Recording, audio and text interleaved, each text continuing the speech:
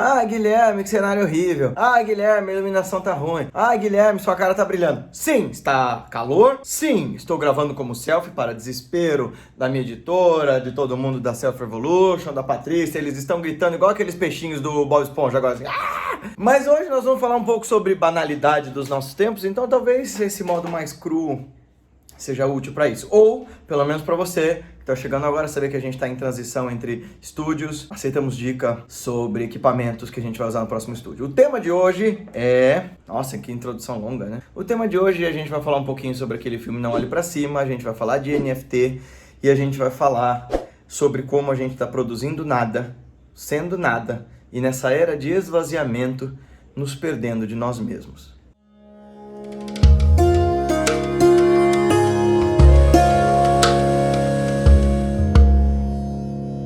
Você chegou agora e depois dessa entrada triunfal, caótica, ainda acha que merece ouvir nosso vídeo, assistindo, escutando, gostando, deixa seu like, seu dislike, seu comentário, sua concordância, sua discordância e se inscreve no canal, clica no sininho e acompanha nossas outras atividades. Eu prometo que os próximos vídeos vão voltar para a qualidade, para o esmero de sempre, pelo menos na parte da filmagem, a gente ainda não vai ter ido para o estúdio. Mas fiquem calmos. Eu assisti, como boa parte de vocês deve ter assistido, aquele filme na Netflix, o Não Olhe Pra Cima, com Leonardo DiCaprio, a menina que fez o Mãe, que agora eu esqueci o nome, que fez a Mística, a Jennifer Lawrence, acho que é. Ai, meu Deus. Enfim, o casting, aliás, desse filme é brilhante, né?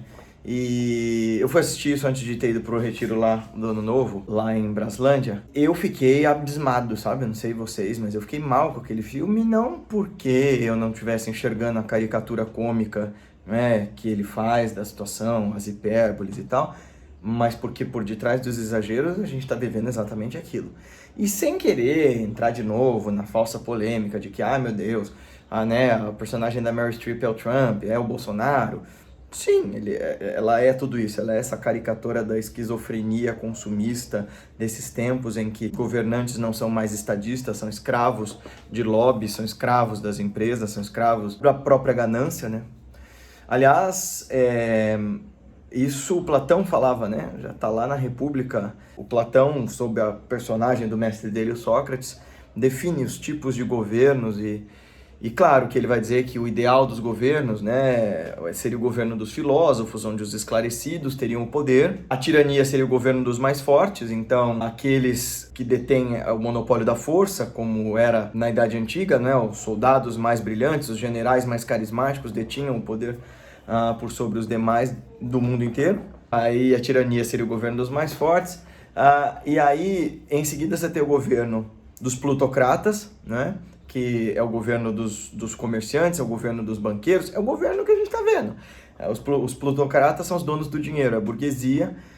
E isso nós estamos falando de Platão, tá? Então, antes de qualquer discussão sobre direita e esquerda, tá lá. E aí ele chama de caquicracia o governo dos piores, né? Então, quer dizer, a gente está entrando nessa história, né?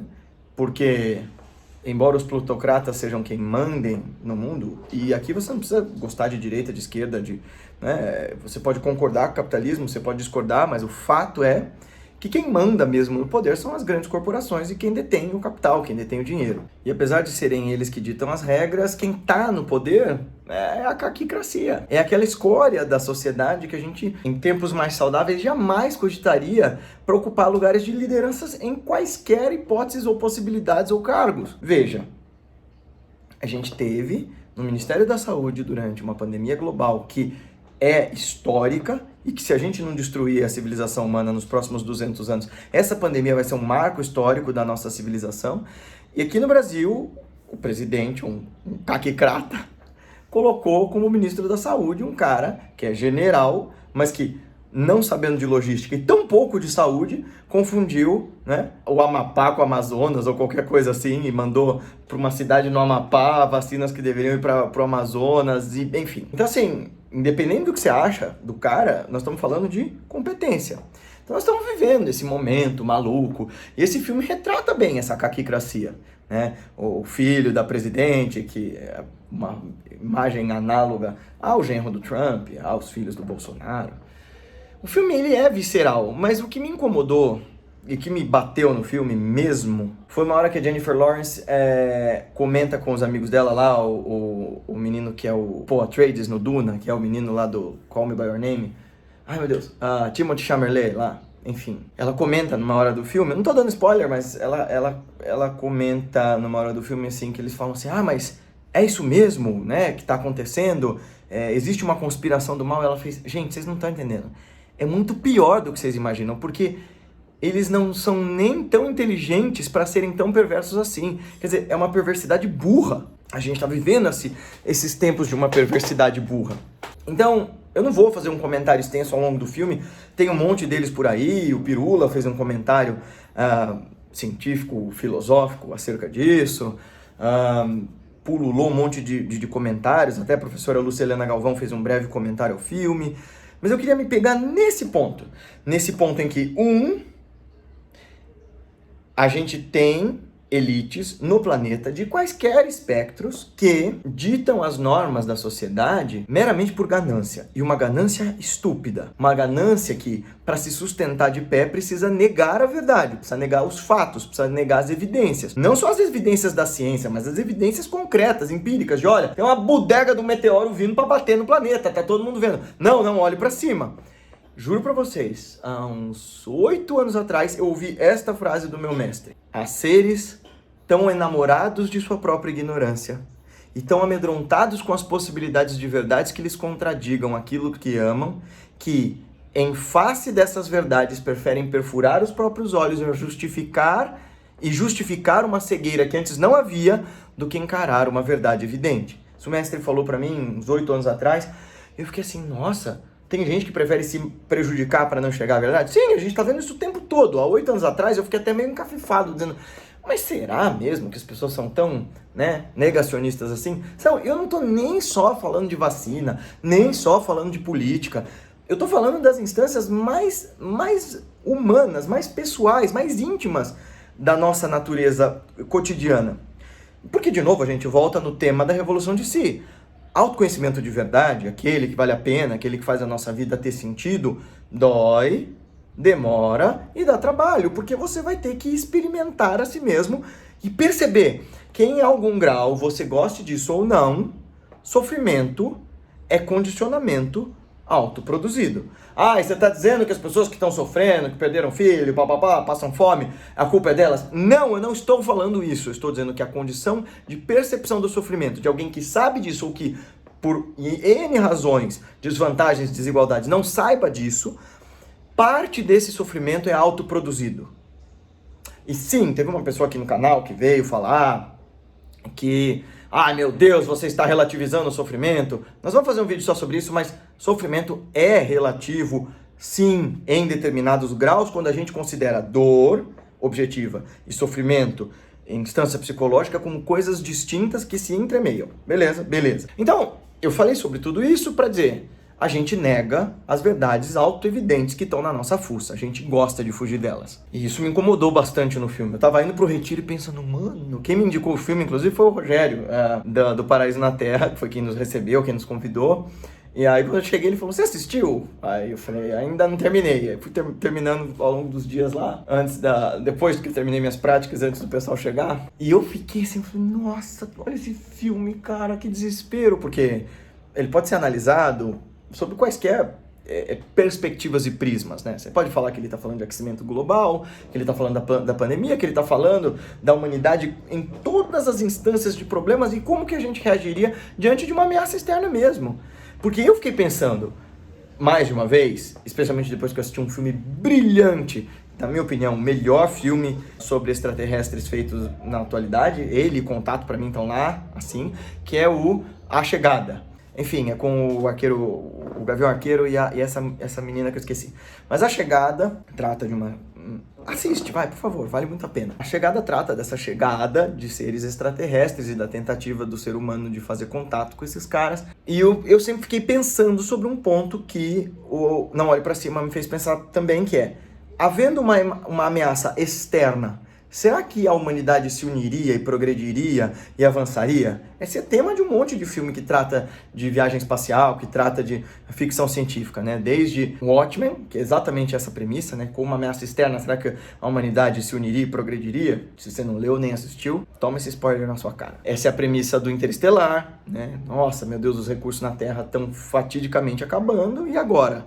Isso é o Pimo fazendo barulho. E aí o Não Olhe Pra Cima vai perverter toda essa lógica desses outros filmes mais bacaninhas, mais positivos, e dizer, não, diante de uma ameaça externa, o ser humano se destruiria porque a gente agiria de maneira irracional, despreparada, porque a gente não sabe olhar com seriedade, com sobriedade as prioridades, como elas são. E aí, vamos chegar na parte do NFT, né? Então, toda essa coisa que eu vi no filme, toda essa aposta que as pessoas fazem na tecnologia como a nova deusa a se adorar, eu não estou dizendo a ciência, até porque o Carl Sagan apontava, né, denunciava esse problema dos nossos tempos. A ciência também pode ser questionável. Edgar Morin questiona certos paradigmas da ciência com a sofisticação que um cientista, que um pensador do calibre do Edgar Morin pode fazer. E o problema que o Carl Sagan denunciava era: nós vivemos em um mundo que é todo ele baseado em tecnologia. Tudo que a gente faz, todas as nossas relações, transações comerciais, nosso sistema de saúde, de defesa, tudo tá ligado com a tecnologia que pouquíssima gente entende. Nós somos um mundo que depende exclusivamente da ciência, mas que não fala, não ensina, não propaga e não incentiva a ciência. E o Carl Sagan, nos anos 80, dizia, é uma das últimas entrevistas dele, isso vai dar ruim, porque em algum momento vai haver uma dicotomia muito grande entre o tanto que as pessoas usam e dependem da ciência e o que elas sabem da ciência. Então, o idiota negacionista que está lá no Twitter vomitando abobrinha ou no grupo do Zap, ele está usando coisas que cientistas dentro de universidades desenvolveram.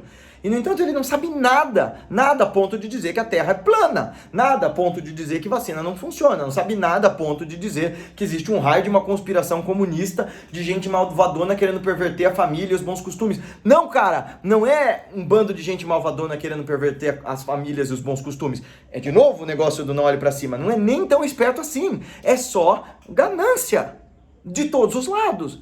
É só uma ganância voraz, patife e esvaziada. E isso nos faz chegar na minha crítica ao NFT. Se você nunca ouviu falar de NFT, talvez você não esteja perdendo nada. Eu soube por causa do Nerdcast e do Nerd Office, e aí de repente isso começou a tomar conta de tudo quanto é discussão. O NFT é uma obra de arte feita em JPEG, é uma arte digital, e as pessoas pagam, assim como você pagaria por uma obra de arte, você paga por esse arquivo que só você tem, e que é criptografado, e ele é feito num esquema super ultra master blaster avançado de computação, no qual você tenha esse arquivo, e se você perder o código desse arquivo, ele se autodestrói como uma criptomoeda. Ele se autodestrói? Não, você nunca mais acessa, enfim. E eu sei que tem gente comprando, assim como no mercado de arte tradicional, tem gente comprando essas artes de maneira especulativa, como investimento, e fazendo esse mercado explodir. Então tem gente fazendo arte digital, sei lá, de um macaco comendo uma banana e ganhando milhões, literalmente milhões para isso. Guilherme, você está criticando a arte moderna, você é desses chatos, né? Olha, eu gosto de arte moderna, até deixei aqui do lado, ó, esse foi um dos meus presentes de Natal. Esse cara, eu adoro as obras dele, o Rafael Silveira. Ele é um artista que tem um tipo de arte que eu gosto muito, que é surrealista. E o surrealismo, junto com o impressionismo, são os tipos de arte que eu mais gosto, assim. Monet e Dalí são dois dos meus artistas favoritos. E o Rafael Silveira tem esse tipo de arte maluca aqui. Eu vou pedir pra Isa colocar alguns quadros dele, o Boom, essas coisas. Descobri o cara no Nerdcast. Então, o que eu tô querendo dizer com isso é, eu gosto de arte. Eu teria um quadro do Rafael na minha casa. Eu tenho um livro do Rafael, ganhei ele de Natal. Então eu gosto de arte, eu enxergo o valor nela. Eu acho meio estranho que a gente esteja vendendo arte digital dessa forma ultramilionária, assim como a arte física. Mas o problema que eu quero denunciar aqui vem do esvaziamento das coisas, né? Eu adoraria, inclusive, ver o que o Byung-Chul Han vai dizer sobre isso, porque ele logo vai dizer, provavelmente. Porque tem um livro dele maravilhoso chamado A Salvação do Belo, que vai falar sobre estética contemporânea, ele vai discutir sobre essa nossa arte consumista, essa arte que não está mais preocupada em levar uma experiência estética profunda, mas é uma arte meramente para causar uma espécie de torpor e de ostentação.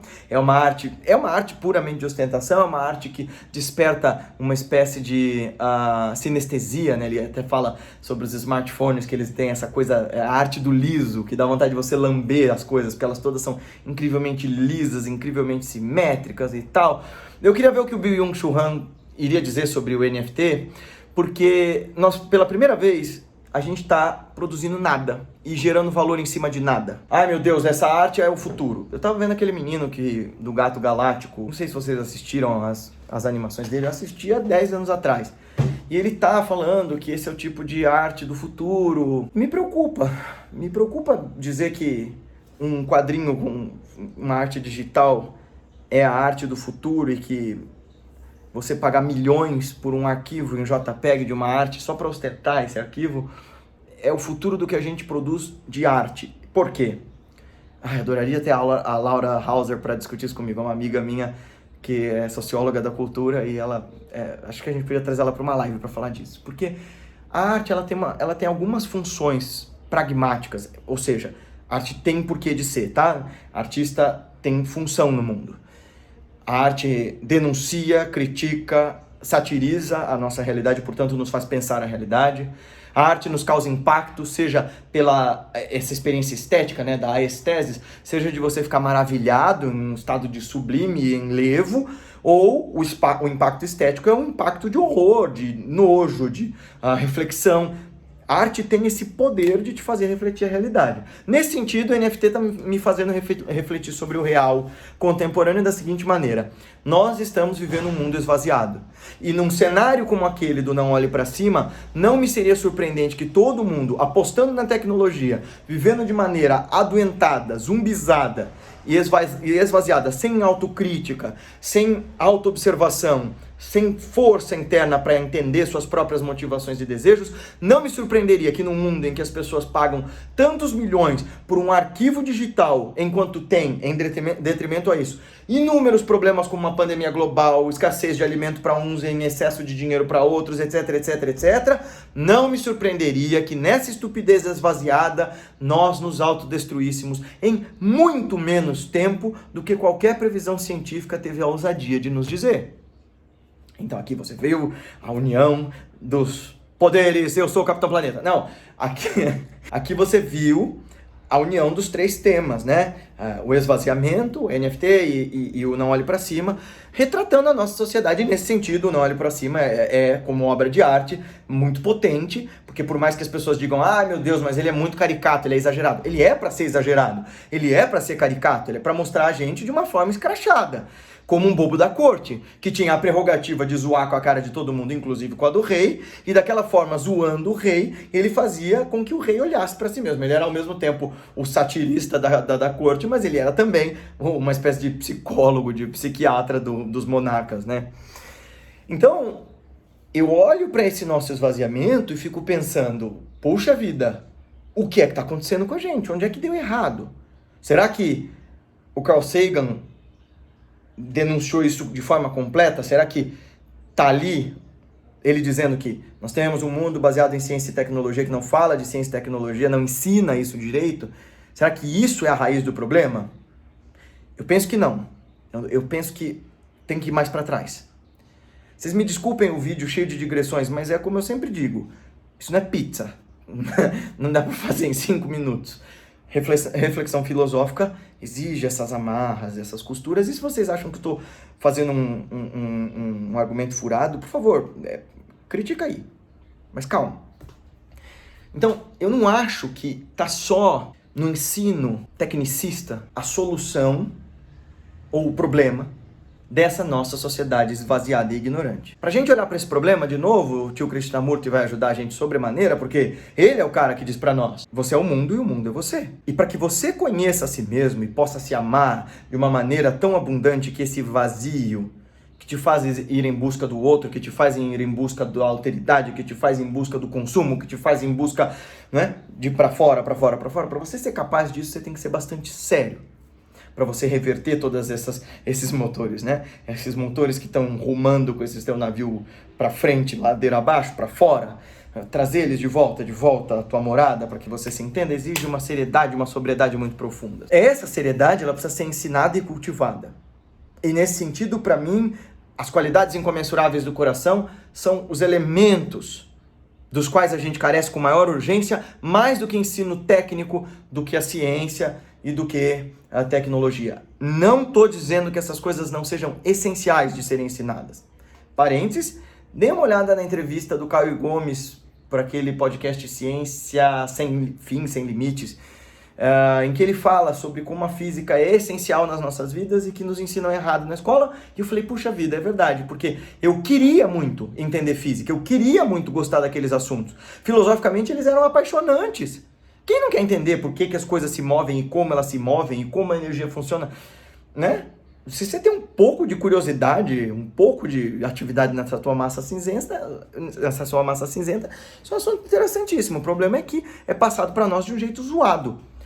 Tá bem, eu tô dizendo que é importante aprender essas coisas, mas antes delas, as qualidades incomensuráveis do coração. O que são essas qualidades? Bom, é o que todo mestre tentou ensinar para nós. E não foram raras as vezes que a gente não só não quis aprender essas qualidades essenciais, como a gente fez de tudo para pervertê-las e mais, perseguimos e matamos qualquer porta-voz desse tipo de mensagem. Quais são essas qualidades incomensuráveis do coração? Compaixão, bondade amorosa, alegria empática e equanimidade. O Alan Wallace tem um livro, esse cara aqui, tem um livro sobre isso chamado Os Quatro Incomensuráveis. Ele coloca isso da forma budista, mas essa é a mensagem essencial de qualquer mestre tradicional. Ora, compaixão é reconhecer o sofrimento em você e no outro e desejar que o sofrimento e suas causas sejam exterminadas. Alegria empática é ser capaz de ser feliz com a felicidade alheia. Equanimidade é estabelecer um estado de equilíbrio no qual você está sempre sereno, não importa o que aconteça. E bondade amorosa? Bondade amorosa é trabalhar bondosamente, amorosamente, para desenvolver esse conhecimento mais profundo acerca do outro, esse amor acerca do outro, no qual você reconheça no outro uma extensão de si mesmo e trabalhe pelo bem comum, é desejar a felicidade do outro e trabalhar por ela, e desejar a felicidade de si mesmo e trabalhar por ela, e trabalhar pelas causas de uma verdadeira, de uma genuína felicidade. Eu resumi muito aqui, eu já fiz vídeos sobre os quatro incomensuráveis, mas assim, que eu falei de que as pessoas não gostam desse tipo de mensagem, olha o que fizeram com Jesus, olha o que fizeram com os discípulos dele, o que fizeram com Gandhi, Luther King, prenderam o Mandela. Bom, Mandela, mesmo na época que ele era um cara revoltoso, olha o que fizeram com Desmond Tutu, olha o que fizeram com todos os pacifistas. Quer dizer, a gente precisa, sinceramente, revisar as nossas motivações. Porque senão, o que vai sobrar do mundo é um bando de Zé Mané discutindo arte e selinho pela internet e venda de milhões às custas da morte de milhões. Ah, Guilherme, você está misturando as coisas, a pessoa que está lá vendendo NFT não está sendo responsável pela criança que morre de fome no Congo. Não! Mas o fato de nós sermos uma única irmandade humana e você achar que numa vida em que tudo que tudo está conectado, você, toda a vida na Terra, os animais, as plantas, os minerais, tudo somos nós e a natureza pulsando. E o fato de você achar que dentro do seu troninho de privilégios você não precisa se incomodar com o sofrimento do outro, você não precisa fazer nada para mitigar o sofrimento do outro, mostra o quão mesquinho, esvaziado, alienado e cego você é e o quanto, em um profundo grau, mesmo que você não perceba, você está sofrendo por não conseguir se conectar com o real. E aí você precisa preencher seu tempo, sua atenção e suas faculdades de um monte de bobagens e fugir da realidade porque você não dá conta dela. E encher ela de NFTs e de joguinhos e de discussões sobre nada. Porque no fim, os problemas práticos da humanidade que estão aí gritando na sua cara também são seus problemas. É na raiz dessa desconexão que estão também calcados em nós os problemas psicológicos mais básicos que a gente vê. Não estou dizendo que toda a depressão, por exemplo, seja causada por egoísmo narcisista. Eu estou dizendo que essa angústia coletiva que a gente vive, tendo você depressão clínica ou não, tendo você consciência disso ou não, essa angústia coletiva, esse cansaço coletivo tem a ver com essa desconexão do real. Falta de equanimidade, falta de presença. E aí a gente está arrumando para um destino tão catastrófico quanto aquele do não olhe para cima. E em uma leitura outra possível, eu não vejo só os cientistas gritando para nós dizendo nós vamos todos morrer. Eu vejo os mestres falando isso desde sempre. E não necessariamente porque a gente vai só destruir o meio ambiente ou só, né? Não tô sendo irônico, tá?